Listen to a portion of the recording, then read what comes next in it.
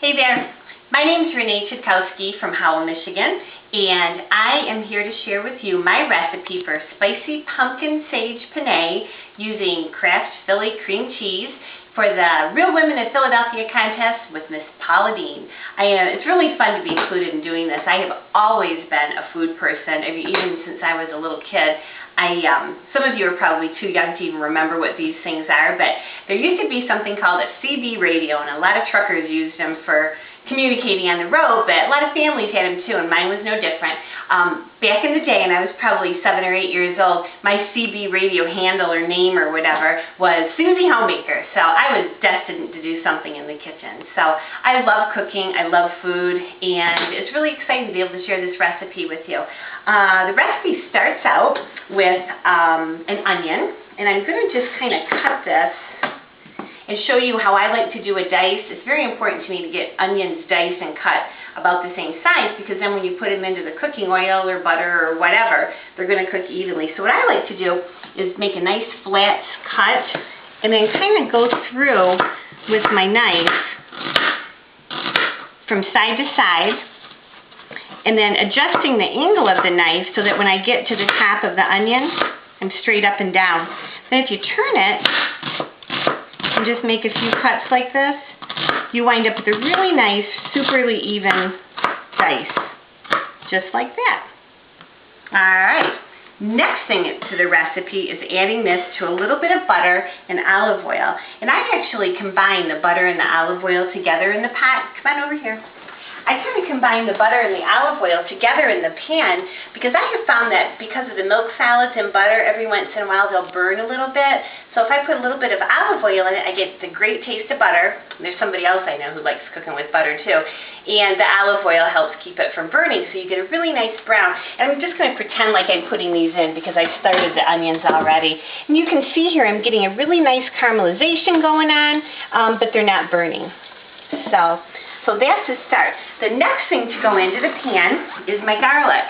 And I don't like to put the garlic in at the very, very beginning because garlic has a lot of starches in it, therefore sugars in it. And when the heat gets too hot, sometimes the garlic will seize up and get a little bit crunchy, and that kind of gives it an off flavor. So I add the garlic after the onions have already had a chance to sweat a little bit.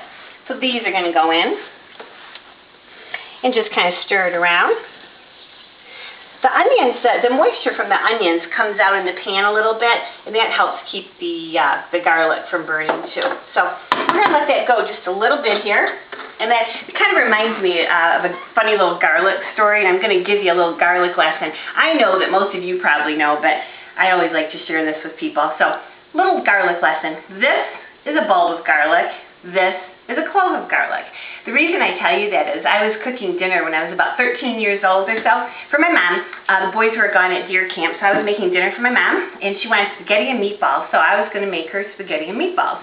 So the recipe calls for putting in 3 cloves of garlic, and you bet I put in 3 cloves of garlic. I wondered at the time why anybody would put that much garlic in, but I thought, well, it called for 3 cloves. So anyhow, we had a really garlicky spaghetti and meatballs, and I have to give my mom credit. She ate it. She was such a trooper, and I have to laugh because I think my mom had heartburn every day for the next 5 years, but the good thing is she never had a cholesterol problem. So my doctor always says that garlic is really good for you. It's like a roto-rooter for your arteries. So I thought, well, that kind of explains why mom never had a cholesterol problem. So, all right, next thing to go in is our star of the day, Philadelphia cream cheese. And one of the things I like about this recipe is that you can use a regular, Philly cream cheese, or you can use the reduced fat or the fat-free in this recipe with equally delicious results. So I'm going to put this in. I have softened this a little bit because I have found that if you soften it just a little bit in the microwave, maybe on 30 seconds or so, that you're going to get a nicer melt. It's going to be a little bit smoother and a little bit quicker. So I'm going to incorporate that. Turn up the heat just a little bit to get it started. And you can see how it blends, and I know that everybody says this, but I would give anything if you could smell it. It smells so good. So this is going to go in. One of the reasons I started using Philly cream cheese, and I have been a cream cheese fan forever, but one of the reasons I started using Philly cream cheese is because I consistently know what I'm going to get when I use the product, and then the body that the cream cheese gives this recipe is phenomenal. You cannot get that with any other ingredient. So it's definitely a crucial component in the success of this recipe. I use cream cheese all the time, and I have for a long time. My friends used to call me the cream cheese queen, and one time we were out someplace and we were talking about recipes, and they told me, "You are the cream cheese queen." But I won't go there. I'll spare you on that one. So, all right, next thing we go in is some chicken broth. And I'm using about 1.5 cups. You'll be able to find the entire ingredients and instructions on my page on the website. But this is going to go in, and this is going to warm up and blend and finish melting the cream cheese so that when we add the other ingredients, it's ready for a really nice smooth incorporation. You can see those pretty caramelized onions coming through. You can just imagine what kind of flavor that's going to give. So, all right, the rest of the ingredients are canned pumpkin. You want to make sure you buy the solid pack pumpkin, which is also sold as pumpkin puree and not the pie pumpkin filling. So when you take a look at it, make sure it says either solid pack or canned pumpkin puree, either one. And this is about a 15-ounce can. We have brown sugar, helps bring out the flavor and the sweetness of the pumpkin. Some salt, of course. In this little container, I've got red pepper flakes, and they're just the regular crushed red pepper flakes that you'll see a lot of times at pizza parlors.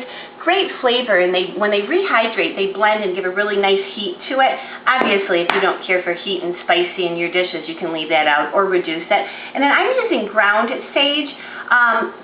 You'll see in the recipe that if you're using a ground sage, use about 1/2 teaspoon. If you're using a rubbed sage, which is a little lighter and a little bit fluffier, you're going to want to use about a teaspoonful. So we're going to bring these over, and I'm going to add the sage and the red pepper flakes and the salt and the brown sugar. Everybody's getting in for a swim. And then the canned pumpkin. And wait till you see what this does with the color and the consistency. Gorgeous. And this is going to blend real nice here. You can see I've got the heat turned up to about a medium or a medium high, and this helps blend it. This is really a very common dish in my house in the fall. I like to serve this with, my favorite is probably a pork tenderloin of some sort. It's also very, very good with meatloaf or with any chicken dishes. And a lot of times, every once in a while, I'll get on a meat-free kick. You know, a lot of times we'll have this as a standalone dish. The cream cheese makes it super rich and super full, which I always really appreciate. Final little spice we're going to add is some fresh ground pepper. If you use fresh ground pepper, it's exceptional in this. If you're not a fresh ground pepper user, just a few shakes of fresh pepper or good pepper and it will be just fine. So we're going to put that in, give it a little stir. You can see that it's already starting to bubble, so it's a nice quick dish. I'm going to turn this down to a simmer while I drain my cooked pasta. I'm using a penne pasta today because I think it's nice and easy to eat, but you can actually use just about any other kind of pasta. So we're going to drop this in. Ooh, getting a facial bonus when you're cooking. Give it a little shake. I like to use a nice big colander so I can kind of shake it, make sure I get all the water out. If you're worried about getting all the water out, you can return this to the pot and turn the heat on a little bit low, and then you'll get that the excess water out. And finally, we have our beautiful sauce. I'm going to pour it over the pasta. Gorgeous. And give this a little stir. The pasta is going to absorb the sauce a little bit, so it looks like it's a little bit saucy, but in just letting it set for a minute or two, it's going to absorb it and be delicious. Finally, the last ingredient is a little bit of some kind of a hard cheese, Parmesan, Romano, Asiago, grated on top, and voila, a beautiful spicy pumpkin sage penne, brought to you by Renee. Thank you. Bye.